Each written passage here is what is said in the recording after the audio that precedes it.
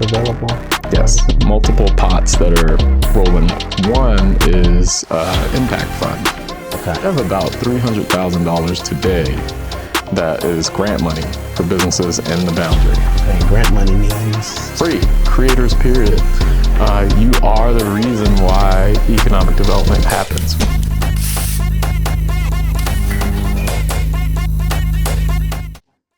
Welcome back to the Content Parlor. I'm your host, Deanne. I got my co-host here, Teddy. We are here with a special edition. We got some information that we want to get out to you fast. It's super time sensitive. And so we're going to jump straight into this episode, but let's do some housekeeping first. The Content Parlor is a social club for content creators. This is the place you want to be for content creation. All right, we do cameras, lighting, all the gear that you see that we use to produce an episode is available for rent. If you need access to creative gear, creative culture, creative community, this is the place to be. Hit us up at contentparlor.com. It's contentparlor.com. And if you want to rent the studio, contentparlor.com/studio. Make sure that you follow us on social media so you get the latest updates. We're on all the social media accounts as at Content Parlor. Look us up. Now, without further ado, we're going to get into this episode. Anything to add? Nope. Nothing to add. Just, man, this is a great episode. You know, our goal is to be able to share resources with the creative community. So definitely tap in and pay attention. Yeah, and that's the theme today. So before we introduce the guests, let me just get this out of the way.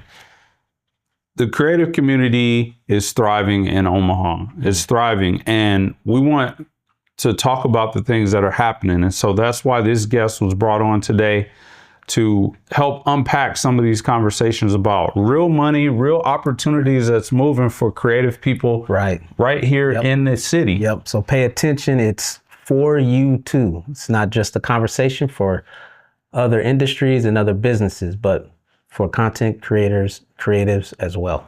Let's go. Let's go.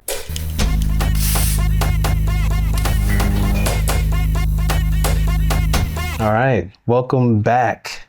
Our guest for today is Gary Clark Jr., the Executive Director of the Omaha Inland Port Authority. Gary is a nationally recognized speaker, author, and economic development professional who has spent 2 decades building communities across the country. He's a TEDx Omaha speaker, the author of Unlikely Viking, and the man leading what many are calling the largest public investment in North Omaha's modern history. Gary, welcome to the Content Parlor. Thank you, brother. I appreciate you both. Thanks for having me. Yeah. We have a ton of questions today. Obviously, there's economic activity happening. Let's just start with the most simple question. What is the Inland Port Authority? Great question. The Inland Port Authority is a function of the city. We would call it a quasi-governmental instrument. It is for logistics creation, manufacturing, but overall, it's economic development. Mm-hmm. So it comes with some components of authority. So the boundary is 3,000 acres in Northeast Omaha, which includes about 15,000 households and maybe 600 companies. Beyond that, we have the authority to do conduit bonding in that area for projects, housing, land development, acquisition, logistics, multimodal, barge systems on the Missouri, and innovation. So excellent. Yeah, and you know, Omaha Inland Port Authority is fairly new. So thanks for explaining what that is. I know some people still probably haven't heard of it and is wondering because it's fairly new. It's only what 2, 3. So it was created in 2024 by the state. You had a senator at the time, Justin Wayne, Senator Terrell McKinney, and now you have Senator Spivey coming in as well, who've supported the development of that statute. Then you have the 2 major projects, Airport Business Park, $90 million fund to develop a business park. And then you have the $30 million fund, which is Innovation District. what we have been assigned to do is oversee the Airport Business Park project, which means we're the grantor, not the grantee. So Omaha Economic Development Corporation is supposed to get the bulk of those funds. $30 million for innovation is all up to us to develop. So while we have both funds, pots of money in our pocket, we've given out about $40 million, which is the requirement of the statute to OEDC to purchase property, create jobs, and all of that. They'll get upwards of $80 million by the end of this year. Okay. Excellent. All right. Right here in North Omaha. That's good news. Before we dive into some other questions, if people, depending on how much people know, they might be like, Gary Clark, who's Gary Clark? Yeah. You know what I'm saying? Some may not know that you're, native to Omaha. So tell people a little bit about. So just to clarify, I'm originally from Washington, D.C. Okay. City. Chocolate City. Okay. Okay. That's it. So I grew up in D.C. in the 80s and 90s. Okay. But my adult life, most of it has been in Nebraska. So I went to Dana College in Blair, became their first male national champion in track and field. Broke 11 records and became a Hall of Fame runner there. And then went to UNO for grad school, School of Public Administration, Urban Studies. And then you already mentioned I went across the country doing economic development work, but I cut my teeth here in Nebraska. So why did Gary Clark choose, number one, to come back, and number two, to pick this project of all projects? There's a lot of work you could have done. Why this?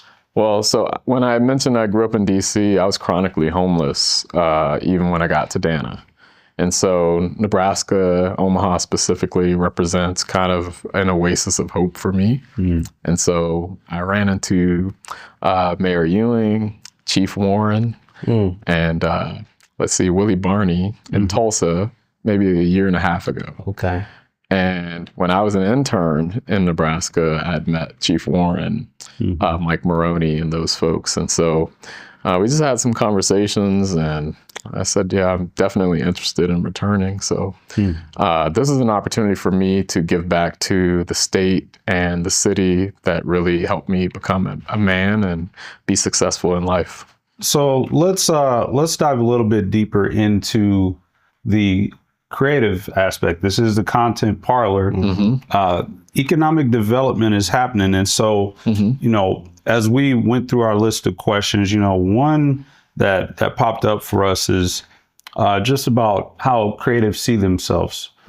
When it comes to these conversations about, the ARPA funds and these different economic opportunities, a lot of times creatives don't see themselves as a part of that conversation. So can you talk a little bit about how this development will impact the creative community? Yeah, I think this is the key cog. It's an opportunity. These funds, $30 million, is to not only invest in housing and innovation, but we're talking about the innovation hub and district being from 30th and Ames across 24th Street and Ames to 16th, all the way down to the end of Locust Street. So that's the whole boundary. That means anything that we want to consider innovation happening in that area, we want to be a part of. And so that gives an opportunity. Number two, we have multiple iHubs in the area. We have Omaha 100's iHub with Trayvon Brooks. We have also an iHub that has Julian Young's efforts. So our job actually technically is to have oversight over those iHubs and help them to provide support for creators. And real quick, kind of explain what an iHub is, just so people that don't know that term. That's a great question. Yes. The iHubs are for innovation, how you create opportunity for entrepreneurs to come up with innovative processes through entrepreneurial endeavors. And so their job is to help with technical assistance, funding, capacity building. Our job is to create the space for it. And so working together is really the goal. So we to answer your question deeper, this specific location, it was requested by the community. We took a 6-month process with HR&A advisors out to the community. Community said they wanted a 100,000 square foot building. They wanted it to be arts and culture. They wanted it to be connected to North Omaha, but they also wanted a space for engagement, collaboration, but all parts of innovation. So why is this important to economic development? It's really always been like that. And people forget that innovation means the African American who came up with the mass production of sneakers. That's innovation, right? Right. And other people who came up with concepts and ideas across time, mostly African American leaders coming up with these ideas. But even if you're not, creators, period. You are the reason why economic development happens. When you come up with an idea that makes the world better, you create jobs that don't exist. And so what we want to do is just be that central space. So content creators, innovators, you are economic development. That's powerful. And we know, from our work in the content parlor and Stable Gray that that's one of our superpowers. I'm just going to put it out there. As people of color, including the Latino community, we've survived by creating. We've survived by coming up with solutions and facilitating and helping to cultivate that is really powerful. And I think we're going to have some great stories that come out of your program. Absolutely. And our job is just to be the conduit. We're not there to dictate as much as we just want to, what I call the rainforest concept. And there's a whole model on this where we're in the Midwest, right? And we know that farming is controlled here. You control every piece of that crop. Well, we look at this endeavor as the rainforest model. If you look at how a crop grows in the rainforest, it's organic, and you let it manifest, and you let it have all the growth that it needs and find its way. Our job is to nurture that. So that's what I see the vision for. Right on. Okay. And so right now there's a fund that's available. Yes. Yes. Talk a little bit about that. So we have multiple pots that are rolling up. One is Impact Fund. Okay. I have about $300,000 today that is grant money for businesses in the boundary. Okay. And grant money means? Free. Okay. That's different than a loan. Yes. You don't have to pay it back. Okay. Yes. We are looking at a potential $1.2 million loan fund at 0 to 3%. And so Lovely. we're really trying to make sure that we enact some opportunity for entrepreneurs in the area. Beyond that, there'll be a funding piece, and this is all called the Impact Fund. Okay. The other component of that is housing. So there's tons of new emerging developers, existing developers. We have a requirement to build 170 units of housing in our boundary by 2028 or so. Oh, 2029. Man, get on it. Yes, at least to have that money earmarked for it. Right. So, okay. So, it takes a little time, but the cool part about it is we can support developers. We don't have to build it ourselves. Right. And so that's really where we want to be. One final piece to this, the funding piece. We are helping to create what we call the Creative Construction Campus. And so that would include 3D print housing that North Omahans can learn how to do that and manufacture it themselves. I love that. The other piece is SIP panel housing and then modular housing. Now you put those three together, you have R&D, which we've talked to the University of Nebraska-Lincoln School of Architecture, Metro Community College, and soon to be UNO coming together, North Omaha, 30th and Ames area, creating a creative construction campus there. I love that. So this is, So, so how do people, take advantage? Is there a specific person they need to reach out to? Yeah. There's this guy that we hired named Manny Cook. Oh, okay. I know that guy. So Manny is our innovation planner, and he just joined our team a month ago. Everyone knows that Manny his heart is in North Omaha. And so this is a great opportunity. He is leading what we call our strategic action plan right now. And so if you are a content creator, if you are an innovator and you want to be a part of the process, I would reach out to Manny at our website is www.omahaipa.com. Link in the description below. Let's also back up a little bit for a second and talk about why the Inland Port Authority exists.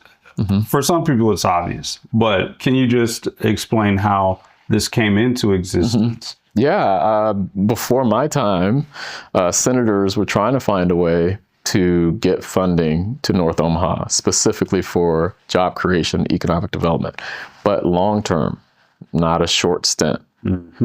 So initially, this was ARPA funds that they were trying to utilize. So, and then it came down to building what they call Airport Business Park. One of the big economic development engine for North Omaha, attracting companies, but jobs for Northeast Omaha. With that happening, there was some churning happening at the state level, Department of Economic Development, governor. Eventually, they come up with the concept to house these dollars through the Port Authority. Now, nationally, there's about 400 inland port authorities. And beyond that, there's the major seaports. So it was created for us to be the conduit to get things out. But what people didn't realize is a port authority, they're 100-year-old port authorities across the country. These are really the core pieces of it. So why it was created was to create sustainability. We think that this is economic liberation for North Omaha. Okay. So Port Authority is not something that's new. It's new to Nebraska. It's been a tool that's been utilized in other states or cities and have had success. Tons of success, to the tune of billions of dollars of economic impact. And that's important because I think there's a lot of rumors when people don't know the facts. It's just so it's important to clear this up and help people to understand what the facts are. So can you give us just one or two facts about what you're actually doing, what results you've already had? Yeah, sure. So maybe, things that have been acquired so far, things of that nature. So this is year one for me, as of last July to now. Our team and the board, what we've done is created a innovation district in a short time. What we've also done is deployed $40 million of funds to Airport Business Park. Now, those funds, they will be announcing job creation, the acquisition of 5906 Abbott Drive, which is a 150,000 square foot building. That's big. And they have a tenant that they will announce going in to create jobs to the tune upwards of 150 jobs. The requirement that we put to that is jobs have to be connected to North Omaha folks, and the money that flows through that churns back into the project. So it can go to workforce, it can go to support people in North Omaha. So that's the facts there. Any projects landed with Airport Business Park, they can't take the money and go. The money earned off of those projects for a 15-year period has to roll back into. Yeah, that was going to be our next question. Just like, how does that accountability work? Right? It's like if people aren't held accountable or it's not enforced.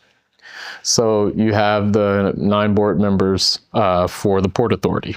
Senator McKinney is the lead of that board right now, and Davio Phillips is the vice president. Chief Warren's on that board as well, and Ernest White, name countless others. Their job is oversight over the project. And so on a monthly basis, we have a fund agreement with OEDC. Before they can be invoice funds, we have to see that information. The statute does require a 10% admin fee. So by requirement, if they ask for $3 million, they can get that $300,000 or what have you off of it, whatever that number is exactly. So that's the facts. The oversight is tied to us as the grantor.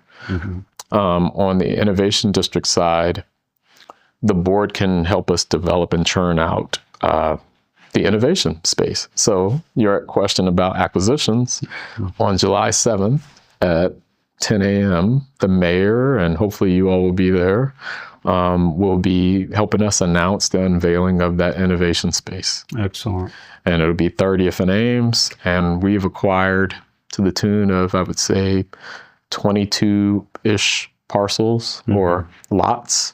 Wow. The main one being a big Casey's property that's bare ground off of 30th and Ames, immediately Like that. immediately across the street from Scooters. Yeah, the food truck. Food truck zone. Yeah. Yes. Now, will a portion of it still be for food?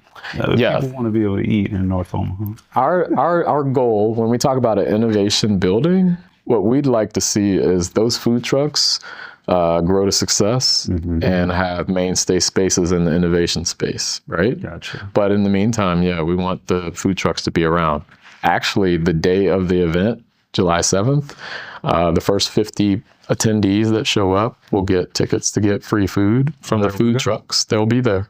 I'll make sure I get there early. Yeah. There's also going to be a bounce house and face painting and those little elements there. So Okay, so it's for bring the family. yeah, bring kids. Bring the kids from 11 to 1. You'll have time. 30th and Ames. 30th and I've Ames. never seen anything quite like this at 30th and Ames. This is good. That's the goal. The mayor gave a mandate. And he said, I want something transformative that hasn't been done before. Hence the Creative Construction Campus. Omaha is known for its construction companies. Absolutely. We're going to be looking for partners. So this is a big thing. One example for people that are like, well, where is this happening? The 3D print company, which is called Alquist 3D, they just did a big announcement in Detroit, Michigan. Same kind of project. Detroit has an innovation space. You can look at Atlanta and other places. This is happening all over the country, and North Omaha needs it too. Now, in Atlanta, are you referring to the Russell Innovation Center? It's a great example. Okay. We want more of an apples to apples for North Omaha. Gotcha. And so we are looking at models in Kansas City, who has a port authority. They've had theirs for close to 20 years. With their port authority, they have built hotels, they've built apartments, housing, they've built trails, they've built a soccer stadium for women with the Mahomes money as well, and conduit bonding. Right on. So now if people are looking for what we represent, it is to make sure that there's what we call ubiquitous, long-standing economic development. I'm a fan of it. So we're in the Content Parlor studio right now. We talked off camera about adding more capacity for creatives.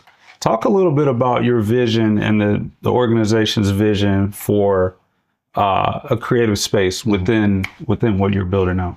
We won't even build an innovation space without creative space. It has to happen. And so if you're creative and you are looking for more space, we want you in there. We want a space like this in the innovation space. And we want it to be a space that's run by content creators, not us. We also will have tons of tenants in that building.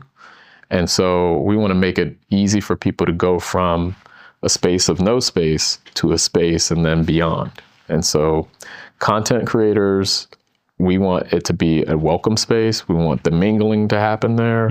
We want it to be a collaborative space. So think tank, if you want to call it that, or content tank, I don't know. But we don't want to be the owners of this space. We want the community to be owners. Gotcha. Excellent. Yeah, I'm digging it. Man. Right here on the Content Parlor, you heard it first. I hope to see you all there. We're planning to be at the, is it ribbon cutting or just announcement? It's called an unveiling. Unveiling. So there'll be some visuals for people to see and some conversation about what's to come. I love it. I love it. So we'll see you there. Before we wrap up, we just want to get to know you a little bit more. So we were talking off camera about sports and athletics. I'm excited to hear number one, your predictions for the upcoming season. There's been a lot of moving and shaking going on in the sports world. Obviously, you got Lionel Messi just breaking records. You've got trades happening. The NBA draft just happening. Yeah.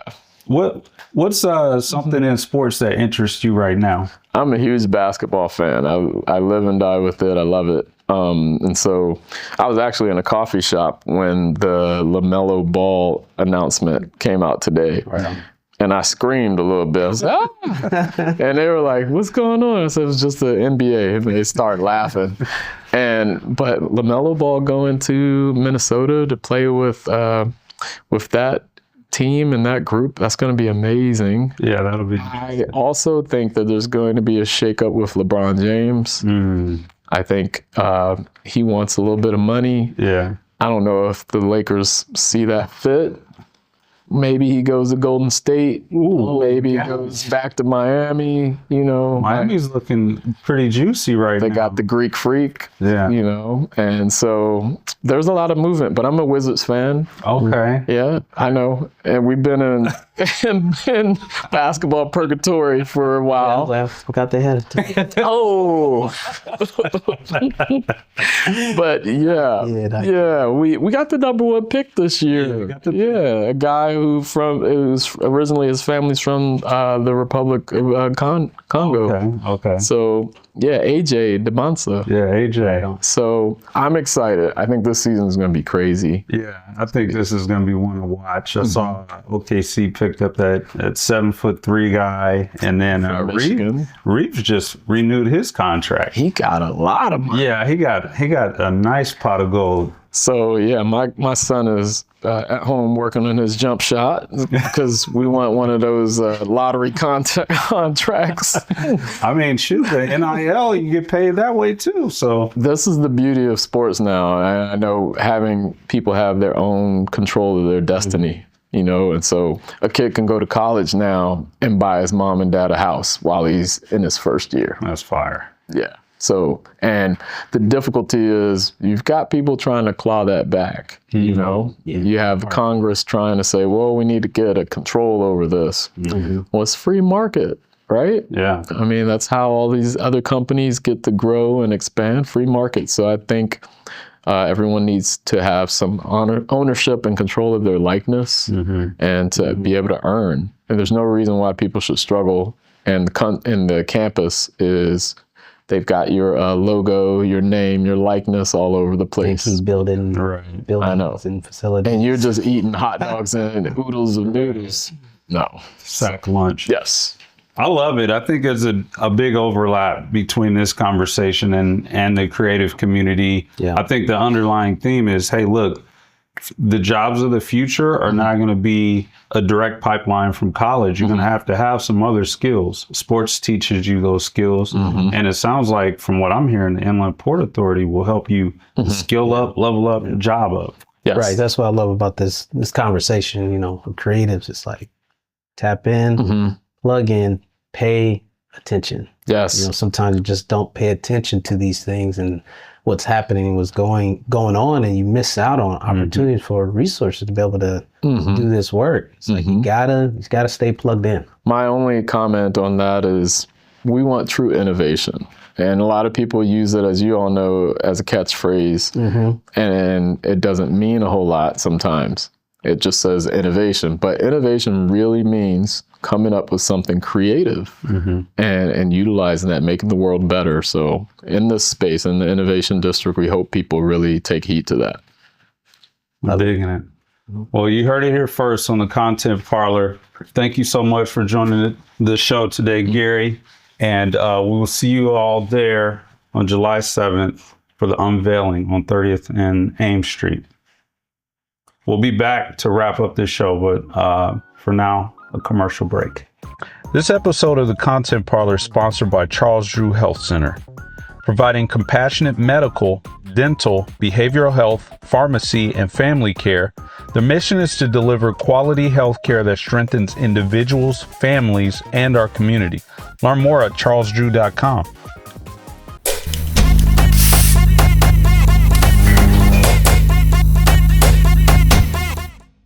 That was a good one. Yeah, that was good. I mean, I learned a lot more about, the Omaha Inland Port Authority. And I know, we have some history on it, but man, that was the first time, actually sitting down with, Gary Clark and learning more. Yeah, fellow track star. Yeah, I would say Hall of Famer too, Hall of Famer. That's what's up. Yeah, I'm excited about this opportunity. There's a lot of community dispute about what's happening, what they're doing, gentrification, all kinds of different conversations. What's actually happening with that money, or where is it at? Right, because at the end of the day, it should impact the community. So hopefully you learned something from the episode today. What do you think? What do you think of this episode? What are your thoughts on the Omaha Inland Port Authority? We welcome that conversation because this is for us. So let's have that real conversation in the comments below. And make sure you tap in. If you have something to say, if you want to be a part of the conversation, tap in with us on social media, but also make sure you show up to the event. Pull up on July 7th. Yep, July 7th. And be a part of the conversation and the economic activity that's happening. Make sure you get yours. Right, get plugged in. Don't miss out. All right, so that's going to do it for this episode today. We'll see you in the next one. But make sure you go out and follow us on social media at Content Parlor. We're on all the social media platforms, Instagram, Facebook, TikTok, YouTube. Yeah. At least those 4. Tap in with us, man. We just people, we just like you. We regular people. We eat food and stuff. So, all right. But that's going to do it for this one. We'll see you in the next episode. Thank you guys for rocking with us.